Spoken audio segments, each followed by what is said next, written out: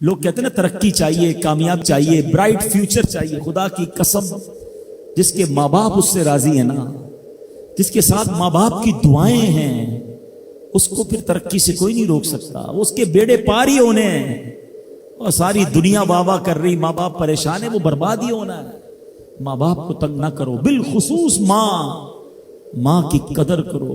ماں کا کوئی نیبل بدل نہیں ہے. اور یہ دعا دے دے تو بندہ کدھر پہنچ جاتا ہے. اچھا، پھر آج کل ایک اور ٹرینڈ چلا ہے، کسی بھی طرح کا زندگی میں مقام بڑھ گیا نا، مشہور ہو گیا، اب وہ ماں باپ پر بھی روب جما رہا ہوتا ہے. پتہ نہیں میں کتنا بڑا آدمی ہو گیا ہوں، اب میں آپ کی خدمت کہاں سے کروں گا بھائی، ٹائم ہی کہاں ہے میرے پاس. ان کو کبھی یہ روب مت جمانا. ارے آج اگر کچھ بن بھی گئے ہو نا، یہ انہی کی دعائیں تھیں، اور ان کو کہہ رہے ہو بڑا آدمی ہو گیا. حضرت موسیٰ کلیم اللہ علی نبینا علیہ الصلوۃ والسلام، کتنا بڑا مرتبہ ہے. اور آپ نے ایک بار اللہ کریم کی بارگاہ میں عرض کیا، مولا مجھے جنت میں اپنا پڑوسی دیکھنا ہے. ارشاد کیا ہوا کہ اے موسیٰ، جنت میں تیرا جو پڑوسی ہے وہ ایک فلاں علاقے کا کسائی ہے. آپ حیران ہو گئے، آپ نے کہا مولا مجھے ملنا ہے. ایڈریس بتایا گیا، آپ چلے گئے وہاں پر. ایک نوجوان نے دروازہ کھولا، آپ اندر گئے. گھر میں گئے تو دو بوڑھے ماں باپ، بوڑھی شخصیات تھی. انہوں نے حضرت موسیٰ کو دیکھا، آپ کی رسالت کی گواہی دی، اور دونوں دنیا سے چلے گئے. وہ نوجوان کسی کام سے گیا، جب واپس آیا اپنے دونوں والدین کو دیکھا کہ دونوں کا انتقال ہو گیا ہے. تو کہا ہو نہ ہو آپ حضرت موسیٰ علیہ الصلوۃ والسلام. حضرت موسیٰ نے کہا میں نے تو نہیں بتایا کہ میں کون ہوں، تمہیں کیسے پتا چلا؟ کہا میرے ماں باپ روزانہ دعا کرتے تھے کہ یا اللہ اس وقت تک موت نہ دینا جب تک حضرت موسیٰ کا دیدار نہ کر لیں. آپ ہمارے گھر آئے ہیں، آپ کو انہوں نے دیکھا ہے، یہ چلے گئے دنیا سے، آپ ہی حضرت موسیٰ ہیں. حضرت موسیٰ نے فرمایا بتاؤ کچھ اور بھی دعا کرتے تھے؟ کہا میں اپنے بوڑھے ماں باپ کیونکہ چبا نہیں سکتے تھے، روز ان کو دیوالے چبا چبا کر کھلاتا تھا. اور جب بھی کھانا کھلاتا تھا نا، میری ماں دعا کرتی تھی یا اللہ میرے بیٹے کو جنت میں موسیٰ کا پڑوسی بنا دینا. حضرت موسیٰ کہتے بیٹا تیری ماں کی دعا قبول ہو گئی ہے، تو ہی جنت میں میرا پڑوسی ہے.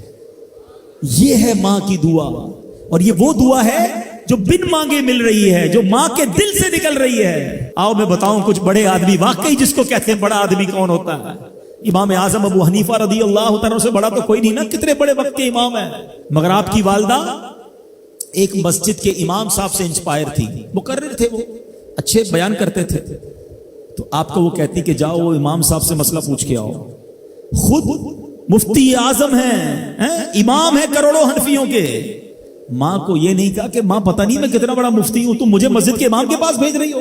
آج تو یہ ڈائریکٹ جواب دے دیتے ہیں نا، مجھے پتہ نہیں میں کون ہوں، مجھ سے بحث کر رہی ہو، اتنی کتابیں پڑھی ماں، تم نے تو پڑھا ہی کچھ نہیں. ابو جان آپ کو دنیا کا کیا پتا، مجھے پتا ہے.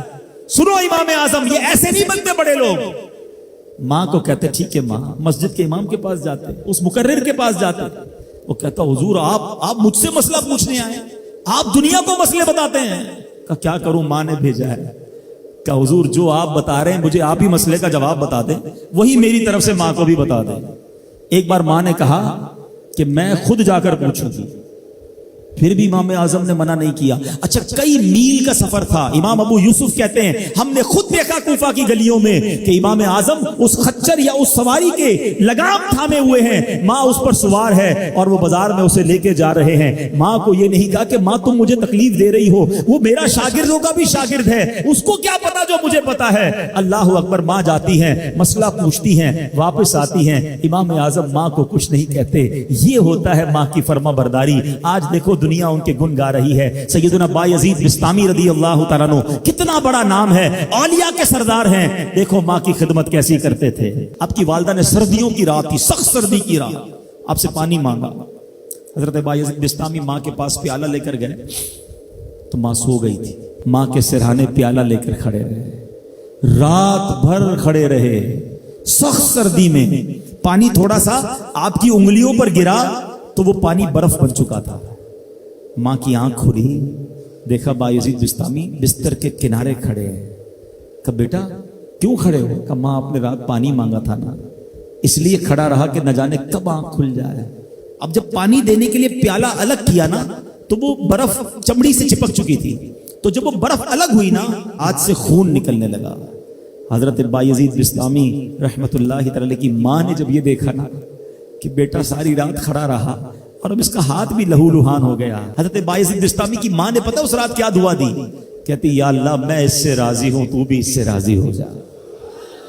دیکھو کیا مقام ملا، اولیاء کرام کے سردار بن گئے۔